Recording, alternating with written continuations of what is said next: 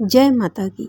आप सभी का हमारे YouTube चैनल जय माता की एक प्रार्थना में हार्दिक अभिनंदन है। आज हम पूज्य प्रेमानंद जी महाराज के श्री मुख से एकादशी व्रत के बारे में जानेंगे। एकादशी व्रत को हरितोष व्रत कहते हैं। भगवान की प्रसन्नता के लिए, हरिजू की प्रसन्नता के लिए एकादशी व्रत रहा जाता है। प्रायः समस्त वैष्णवजन रहते हैं। जो रसिक जन प्रियाजू के चरणों के अनन्य हैं, उनका एक ही व्रत है, श्यामा श्याम की 8 पहर उपासना करते हुए अपनी मन वृत्ति को श्यामा श्याम में समर्पित करना। यहाँ ज्ञान ध्यान व्रत कर्म जीते सब काहू में नहीं मोहि प्रतीति, रसिक अनन्य निशान बजायो एक श्याम श्यामा पद प्रीति। पर जो एकादशी व्रत रहते हैं परम धन्य हैं, वो हरितोष व्रत है। अब एकादशी व्रत का नियम क्या है और कैसे एकादशी व्रत का फल मिलता है, कई बार चर्चा हुई।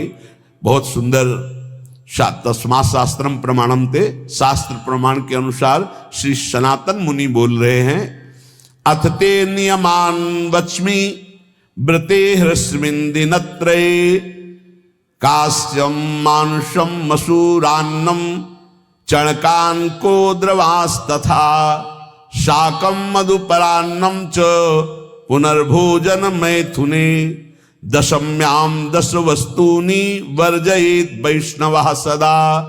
जिसे एकादशी रहनी हो और एकादशी का फल प्राप्त करना हो, उसको ये नियम पालन करना चाहिए। अथ ते नियमान वच्मि व्रते ह्रस्मिन् दिनत्रये, उसको 3 दिन, एक तो दशमी और एक द्वादशी और फिर बीच में एकादशी, उसको 3 दिन संयम में रहना होता है, तब बीच की एकादशी का उसे फल प्राप्त होता है। जिसे एकादशी व्रत रहना हो, उसका नियम है कि दशमी के दिन कांसे के पात्र का त्याग करे। वैष्णव सिद्धांत है कि कभी जिसमें मांस बना उस रसोई का भोजन न ग्रहण करे। मसूर की दाल, चना की दाल, कोदो और कोई भी शाक, शहद, दूसरों का अन्न, दोबारा भोजन और मैथुन, ये दशमी के दिन त्याग दे। एक बार दशमी के दिन भोजन करे 24 घंटे में, क्योंकि एकादशी रहना है।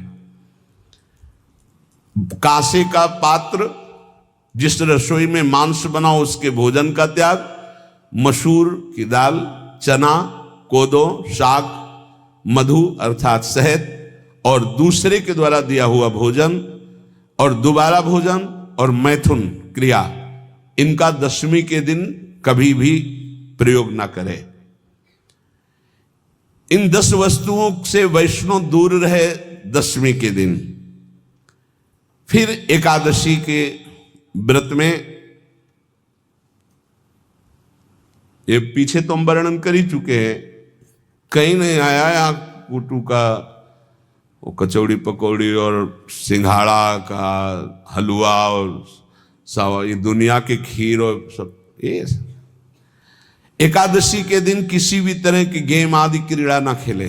जैसे अब आज व्रत है तो बैठे हैं अपना मोबाइल में गेम खेल रहे हैं, ऐसा कोई भी क्रीड़ा नहीं। द्वैत क्रीड़ा, किसी भी तरह का गेम, ये सब खेल नहीं।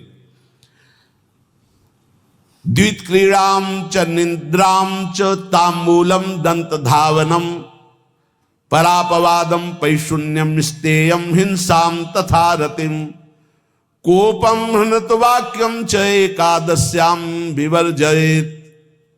एकादशी के दिन उपासक को चाहिए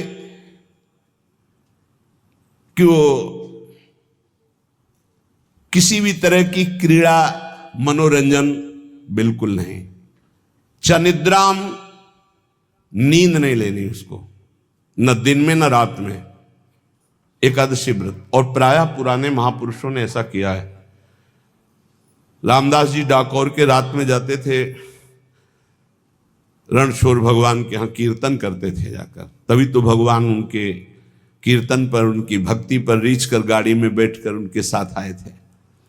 पूरी रात जग कर कीर्तन करना, और दिन में तो सोना ही निषेध है। द्वित क्रीड़ाम च निद्राम च तांबूलम, पान खाना निषेध है एकादशी को, बिल्कुल नहीं, जो व्रत रह रहे हैं।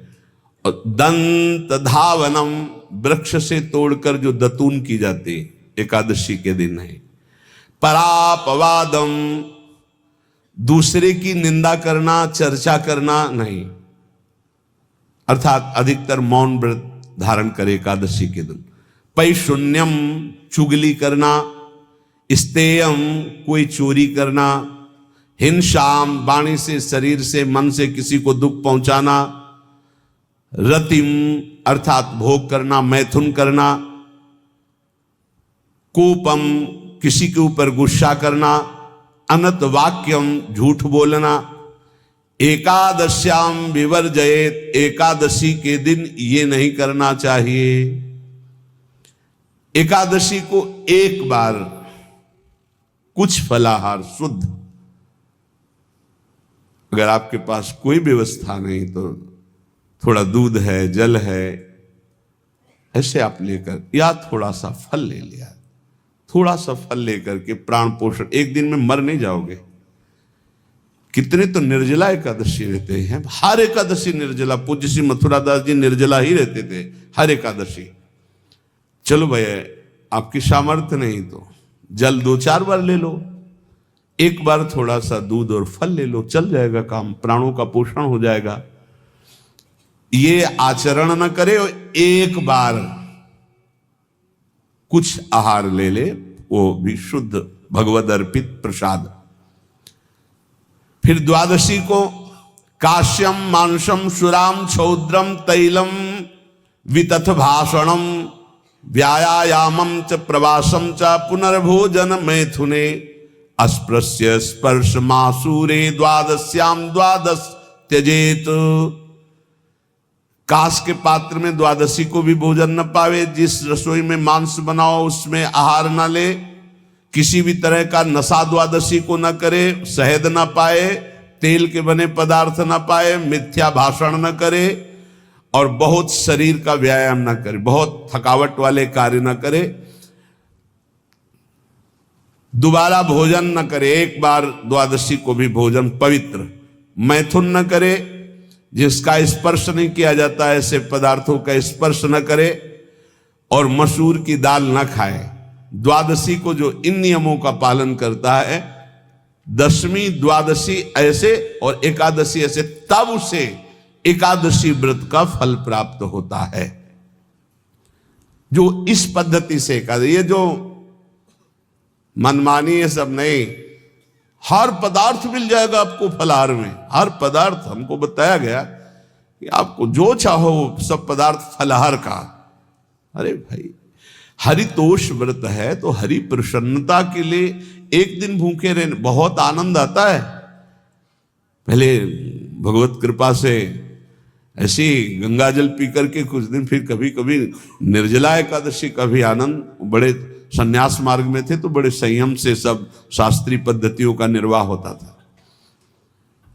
उपासक को चाहिए कि इन नियमों से व्रत का अनुष्ठान करे, मनमानी आचरण न करे। सबसे प्रार्थना जो एकादशी रहते हो, हरितोष व्रत इसे कहते हैं, भगवान की प्रसन्नता के लिए रहा जाता है, रहना चाहिए। जो अपनी आचार्य परंपरा में हैं जैसे, जिनका सिद्धांत है, पर रहने का सिद्धांत ये श्री सनत कुमार जी वर्णन, श्री सनक जी महाराज, ये सनत कुमार जी वर्णन की। सनक जी महाराज कह रहे हैं, यदि भगवान का आश्रय नहीं, सत्संग नहीं है, तो इन चार में से एक हो तो नाश कर देता, फिर चारों हो तो सर्वनाश हो जाता है। यौवनम धन संपत्ति प्रभुत्व विवेकता एकैपमप्यनर्थाय किमु यत्र चतुष्टयम। यदि सत्संग नहीं है, यदि भगवद आश्रय नहीं है, और खूब धन हो, जवान अवस्था हो, और बढ़िया पद मिला हो, प्रभुत्व चलता हो, और अज्ञान हो, फिर क्या कह रहा है? बोले ये चारों जहां मौजूद होते हैं वहां सर्वनाश का खेल शुरू हो जाता है। अगर इनमें से एक हो तो सर्वनाश करने में पर्याप्त है। और अगर चारों हो तो फिर क्या कहना है। यौवनम जवान हो, धन संपत्ति, खूब रुपया पैसा हो, प्रभुत्व, कोई पद हो, कोई अधिकार हो बड़ा, फिर अविवेकता और अज्ञानी हो, तो बोले एक नाश कर देगा, फिर चारों तो नाश ही कर देंगे। अगर सत्संगी है तो ये चारों महान कार्य कर देंगे। क्या यौवनम, जवान है, खूब दूसरों की सेवा, मेहनत पूर्वक धन संपत्ति कमाकर माता पिता की सेवा, परिवार की सेवा। हे, ये माता पिता, हमारा वेद कहता है मातृ देवो भव, तैत्तिरीयोपनिषद, मातृ देवो भव, पितृदेवो भव, आचार्य देवो भव, अतिथि देवो भव, यान्य नवद्यानि कर्माणि तानि सेवितव्यानि नो इतराणि, यान्यस्माकः सुचरितानि तानि तोयोपास्यानि नो इतराणि, ये के चास्माच्छेयाः सुब्राह्मणाः तेषां त्वया स्नेन प्रश्वसितव्यं, श्रद्धया देयम् अश्रद्धया देयम्, श्रिया देयम् ह्रिया देयम् भिया देयम् संविदा देयम्। वेद कहता है मातृदेवो भव, माता साक्षात हमारी भगवान है। देव हरि को कहते हैं, केशव देव जैसे कहा हरि को कहते हैं, गोविंद देव, मातृ देव, माता भगवान है। ए धिक्कार है उन पुत्रों को जो अपने माता के द्वारा पोषित किए हुए शरीर से हाथ उठाते हैं अपने माता पिता के ऊपर। नरक में तुम्हारी जो दुर्दशा होगी भोगोगे। एक हमको दिखाया गया दृश्य कि अपनी माता की कोख में लात मारता है, थप्पड़ मारता है, पिता बैठा है उसको लात मारता है, थप्पड़ मारता है, बाल घसीट कर गेट तक माता को ले जाता है। अब इनकी जो दुर्दशा होगी ये बोल नहीं पाएंगे, बता नहीं पाएंगे। ऐसी जगह मारा जाता है कि बस तलकते रहो, कुछ कह नहीं सकते, घोर नरकों की प्राप्ति होती। वेद कहता, तैत्तिरीयोपनिषद, मातृ देवो भव, ध्यान से सुन लो, सत्संग है, ये माता साक्षात भगवान है। अगर तुमने मारा वाह भर करके इसके आंसू गिरे तो आज जितने आंसुओं की बूंद से भूमि के कण भींजेंगे उतने कल्प तक नरक भोगोगे। ध्यान रखना, तुम्हारा कभी यश, कभी कीर्ति, कभी श्री, कभी हिरी, ये कभी तुम्हारे उदय नहीं हो सकती। तुम्हारा सर्वनाश हो जाएगा अगर मां पे हाथ उठाया। पितृदेवो भव, पिता साक्षात भगवान है। देखो भगवान अवतरित हुए तो प्रात काल उठी कै रघुनाथा, मातु पिता गुरु नावहि माथा। आचार्य देवो भव, माता साक्षात भगवान है, पिता साक्षात भगवान है, आचार्य गुरुदेव साक्षात भगवान है। जो अपनी माता को, अपने पिता को दुख देता है, अपने गुरुदेव की अवहेलना करता है, उसका कभी मंगल हो सकता है? वो कभी सुख प्राप्त कर सकता है? वेद कहता है जो निर्दोष कर्म करते हुए धन कमाकर, कैसा कर्म? निर्दोष कर्म करते हुए धन कमाता है और उस धन से अपने बूढ़े माता पिता और गुरुजनों की सेवा करते, ए जीवन धन्य है। धिक्कार है उस पुत्र को, धिक्कार उस जवानी को, धिक्कार है उस धन को, धिक्कार उस बुद्धि को जिसको ये सब प्राप्त होने पर भी अपने बूढ़े माता पिता को दर दर के भटकने के लिए विवश कर देते हैं, जो अपने बूढ़े माता पिता को कष्ट देते हैं। जहां वेद कह रहा है मातृ देवो भव, पितृ देवो भव, आचार्य देवो भव, अतिथि देवो भव, चार बातें कही। अतिथि देवो भव, अगर बिना परिचय के कोई आ गया, कह रहा भूखा हूं, भोजन पवा दो, भगवान पधारे हैं, हम कह रहे मत अंदर आने दो, गेट के बाहर पवा दो, तुम्हारा संशय, पर उसे भूखा मत जाने दो। अतिथि देवो भव, जो निर्दोष कर्म करके अर्थ कमाकर अपने माता पिता गुरुजनों की सेवा करता है, उसी का जीवन धन है। पशुवत आचरण, मनुष्य शरीर प्राप्त करके राक्षस आचरण, राक्षसों की यही पहचान होती है। मां नहीं मातु पिता नहीं देवा, साधुन ते करवा वही सेवा। तुम्हारे जो पुण्य है ना सब भस्म हो जाएंगे। आप खिलवाड़ मत समझो। वो विरक्त है, भले तुम्हें नौजवान दिखाई दे रहा है, वो शरणागत है। जो आचार्य ने मंत्र दिया वही गुरु परंपरा से चला रहा, वही मंत्र उसमें। आप उसको बोल रहे हमारे लिए कुर्सी डालो, पैंट शर्ट पहने हो कुर्सी डाल। हाँ, आप असमर्थ हो तो हाथ जोड़कर प्रार्थना कीजिए कि बैठने में हमारी टांग टूट गई है, हम बैठ नहीं पा रहे हैं, क्या व्यवस्था हो सकती है क्या? याचना इस कोटि की। आदेश, बाबा जरा कुर्सी लाना, तो बाबा तो कुर्सी रख देंगे, आप उनको तुम भिक्षुक समझते हो। सारे सुकृत तुम्हारे नष्ट हो जाएं। ये जो संतों के द्वारा दिए हुए आसन में ये अयोग्य पुरुष बैठ जाते हैं ना, इनके सारे सुकृत नष्ट हो जाते हैं। ये क्या समझते हैं?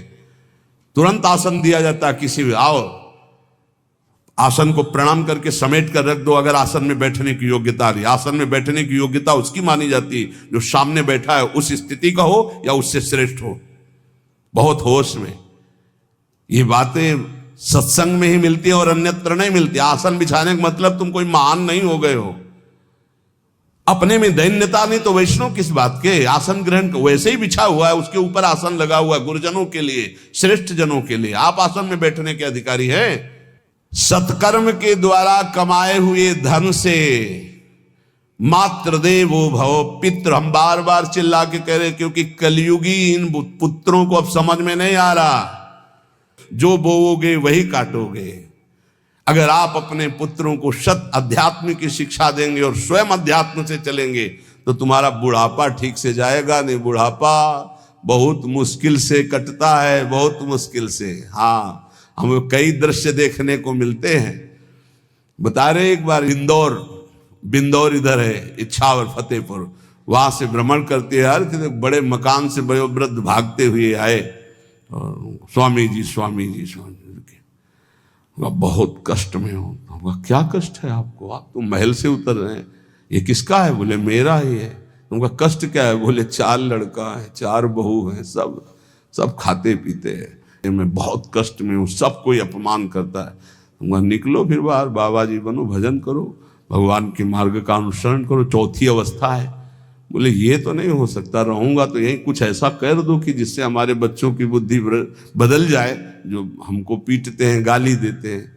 हमको वो जादू तो हम जानते नहीं, और चल पड़े। और बड़ा अंदर से चिंतन हुआ कि जीव कितना आसक्त है उन्हीं पुत्र परिवार घर में। अब बुढ़ापे का समय है, चौथी अवस्था में अगर घर ही में रह के भजन करो तो झंझट नहीं होगी। जो मिले जैसे मिले जीवन यापन करो, भजन करो, लेकिन प्रभु से मतलब नहीं। तो जितने भी जवान भाई बहन सुन रहे हैं, आप अपने माता पिता को, यहां हमारा वेद कहता है मातृ देवो हो, माता भगवान है, पितृ देवो हो, पिता हमारा भगवान है। धर्म के द्वारा कमाए हुए धन से माता पिता की सेवा करो। दूसरे दोषयुक्त कर्मों का कभी आचरण मत करो। यन्नस्मा कहो सुचरितानि तानि तोयो पापाश्यानि नो इतराणि।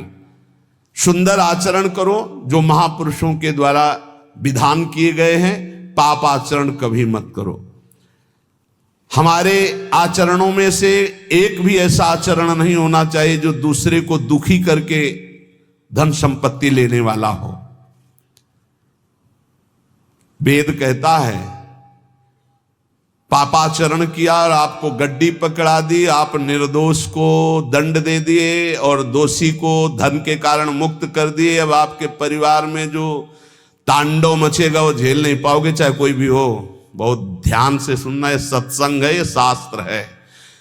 जो अधर्म पूर्वक दूसरे के द्वारा दिए हुए धन से गलत निर्णय करता है, दोषी को मुक्त करता है और निर्दोष को दंड देता है, उसको दुखिया को न सताइए, दुखिया देगा रोए। जब दुखिया के मुखिया सुने तब तेरी गति क्या होए। मर्सिडीज गाड़ी में भून जाओगे भुट्टे की तरह अंदर, कोई सांस लेने की जगह नहीं मिलेगी। कैसे? आगे से गाड़ी में किसी कारण आग लग गई, चलती गाड़ी में। अब आजकल सब रिमोट का सिस्टम होता है, वो तार जल गए जिनसे गेट खोला जाता है, अब गेट लॉक। लोग हैं आसपास कोशिश कर रहे हैं, न गेट खुल रहा है न शीशा तोड़ा, भम मचा हुआ है, चीखते हुए अंदर एक एक परिवार का सदस्य भस्म हो रहा है। क्यों? किसी के परिवार को उजाड़ा तुमने, किसी के निर्दोष की तुमने दंड विधान किए हैं, पापाचरण किए, वो भोगना पड़ेगा। इसीलिए बार बार तुम्हें भयावह शब्दों से कहते हैं, कोई तुम्हें दंड नहीं देगा, तुम्हारे कर्म हर समय तुम्हारी खोपड़ी में सवार हो, वही तुम्हें दंड देंगे। इसलिए हमारा वेद कहता है, यन्यस्माकः सुचरितानि तानि तोयो पापास्यानि नो इतराणि। जिसमें महापुरुष विधान किए हैं कि ये आचरण करो वो सुकृत है, और जिसे मना करते ऐसे पापाचरण मत करो, कभी दूसरे का अहित मत करो। जो कोई भी हमसे श्रेष्ठ गुरुजन है उनका आदर करो, उनको आसन दो, उनको विविध पदार्थों से सुख पहुंचाओ, विश्राम कर लेने के बाद वार्ता करो। श्रद्धा पूर्वक माता पिता गुरुजन अतिथि इनकी सेवा करना परम धर्म है। अश्रद्धा पूर्वक इनको कभी मत बर्ताव करो। बोलना, भोजन, ले बूढ़े जनों को ऐसे देखा है, ऐसे बड़ा कर लो, तुम्हारी भी बुढ़ापा आएगी, पता नहीं आ पाएगी कि नहीं आ पाएगी। अगर आएगी तो बहुत बढ़िया आएगी, तुम्हें ऐसे सताएगी कि आप देख लेना। बहुत हमारा हृदय इस बात से पीड़ित हो जाता है कि मां के प्रति ऐसा बर्ताव, जिस मां ने इतना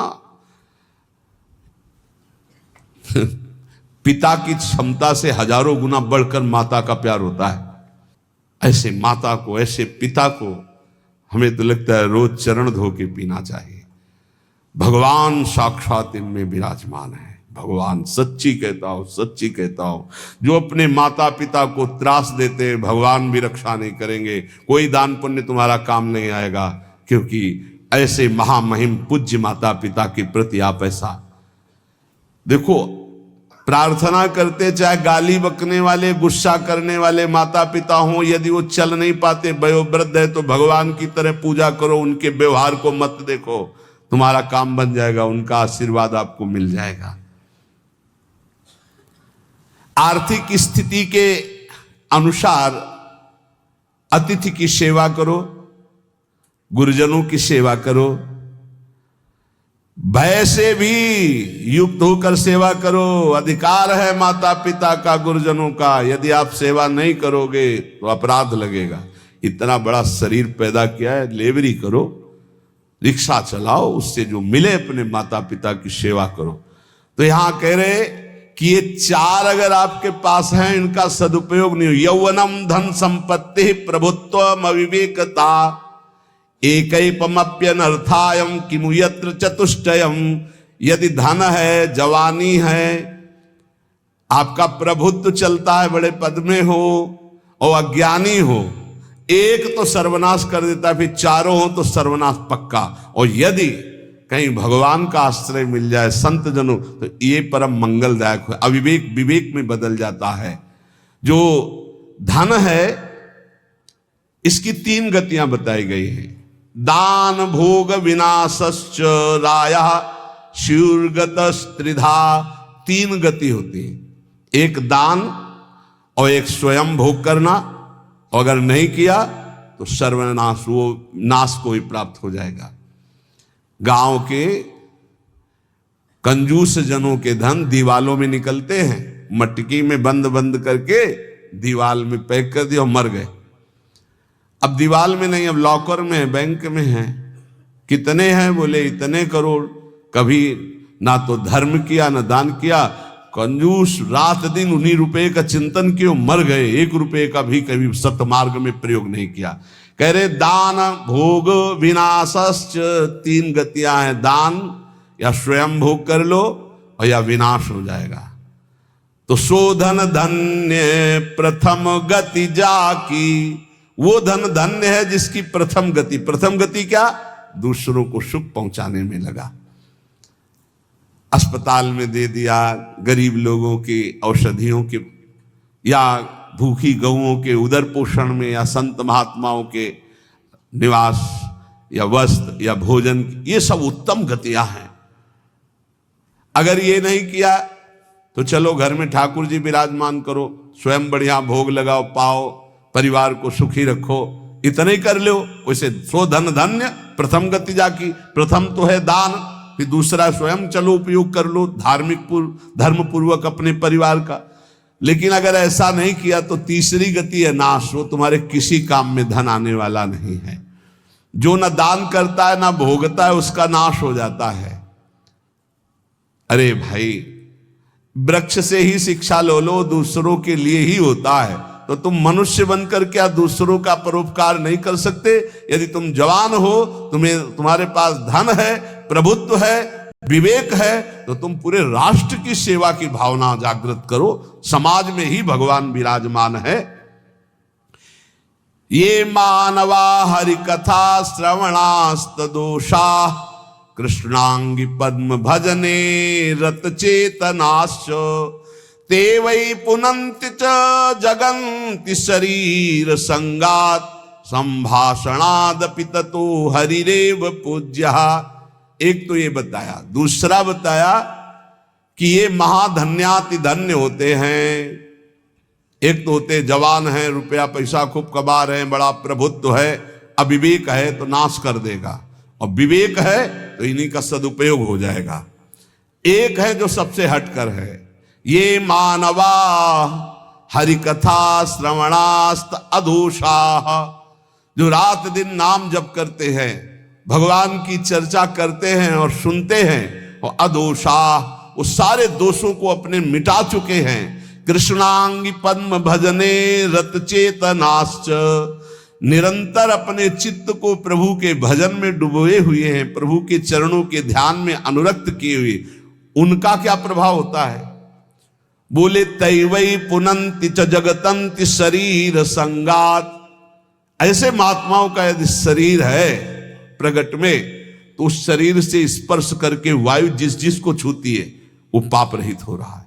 जो उनके दर्शन करते हैं वो पाप। संत दरस जिमि पातक तरही, संतों के दर्शन मात्र से पाप नष्ट होते हैं, उनके शरीर के स्पर्श से पाप नष्ट होते हैं। संभाषणादपि ततो हरिरेव पूज्यः, यदि उनसे संभाषण करने को मिल जाए तो बोले वो इतना पवित्र हो जाता है कि भगवान उनमें वास करने लगते हैं। हरिदेव, हरि उसमें विराजमान है, हरि ही हैं, ऐसा वो पूज्य हो जाता है। यदि जो नाम जप कर रहे हैं, जिनका चित्त भगवान के चिंतन में है, जो कथा भगवान की चर्चा कर रहे हैं, जो भगवान की चर्चा सुन रहे हैं, अदोषाः, जो समस्त दोषों पर विजय प्राप्त कर चुके हैं, ऐसे मानवाः पुनंति च जगतंति, वो पूरे जगत को पावन करने की सामर्थ्य रखते। सतरते सतरते सा लोकांतार्यति मम भक्ति युक्तो भोनम पुनातु, वो लोक के लोक पावन कर देते। कैसे?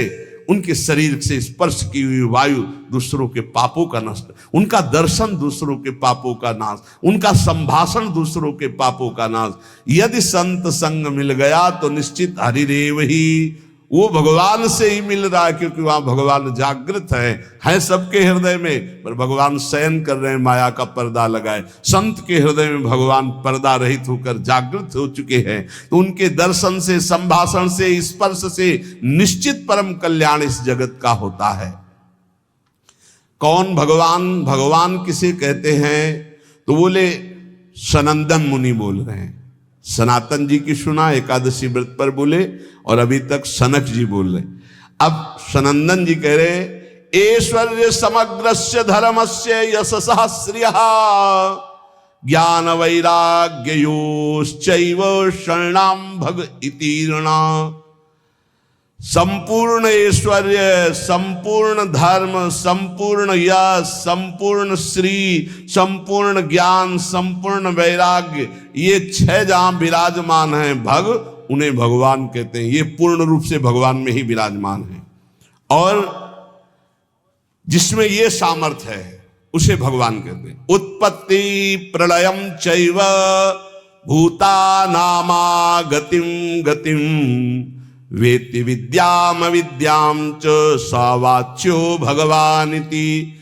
जो सबकी स्वयं अपने संकल्प से उत्पत्ति करता है, उत्पत्ति करने वाले ब्रह्मा जी की भी जो उत्पत्ति का कारण है, जो अपने ही बल से सबका विनाश कर देता है, प्रलय, और जो सबका पालन करता है, उसे भगवान कहते हैं।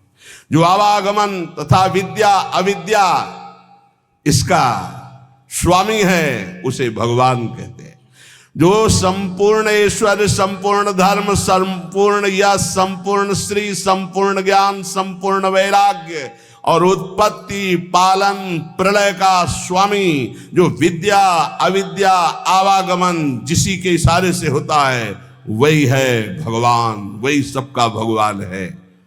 इसलिए जो उपासक भगवान की आराधना करता है, वो ये देखे, सा एवाधस्तात् वेद, सा उपरिष्टात्, सा पश्चात्, सा पुरस्तात्, स दक्षिणतः, स उत्तरतः, सा एवेदः सर्वमित्यथातो अहंकार देश एवाहमेवाधस्तादः मुपरिष्टादहं पश्चादहं पुरस्तादहं दक्षिणोतोः मुत्तरोतोः मे वेदः सर्वमिति। वो जो भगवान है, कहा है? बोले सा एवाधस्तात्, सा उपरिष्टात्, वो नीचे है, वो ऊपर है, वो पीछे है, वो आगे है, वो दाहिने भी है, वो बाएं भी है, और वही ये सब कुछ है जो देख रहे हो, केवल भगवान ही भगवान है। बोले जो ऐसा देखता है, उसका अहंकार भगवान में लीन हो जाता है। अब वो देखता है, मैं ही नीचे हूं, मैं ही ऊपर हूं, मैं ही पीछे हूं, मैं ही आगे हूं, मैं ही दाहिने हूं, मैं ही बाएं हूं, मैं ही ये सब कुछ हूं, मैं अहम ब्रह्मास्मि। दो भाव होता है, एक भक्त जो भगवान को सर्वत्र देखता है, और एक जो अपने अहम को भगवान में स्थापित कर देता है भेदभाव से, वो अपने आत्मस्वरूप को देखता है। जिसने ऐसा भगवान का अनुभव कर लिया कि आगे पीछे दाहिने बाएं ऊपर नीचे हर समय मेरे श्री भगवान हैं, तो न पश्यो मृत्युम, इसका फल है।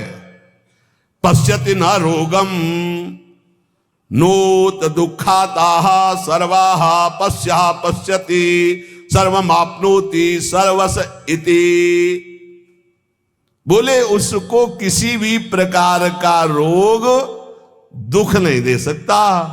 जो ये देखता है, सा एवाधास्तात्, सा उपरिष्टात्, सा पश्चात्, सा पुरस्तात्, सा दक्षिणा, सा उत्तरा, उत्तर में दक्षिण में ऊपर नीचे दाएं बाएं हर समय मेरे प्रभु हैं, केवल प्रभु को देखता है, तो न पश्यो मृत्युम, मृत्यु की ताकत नहीं कि उसकी तरफ देख सके।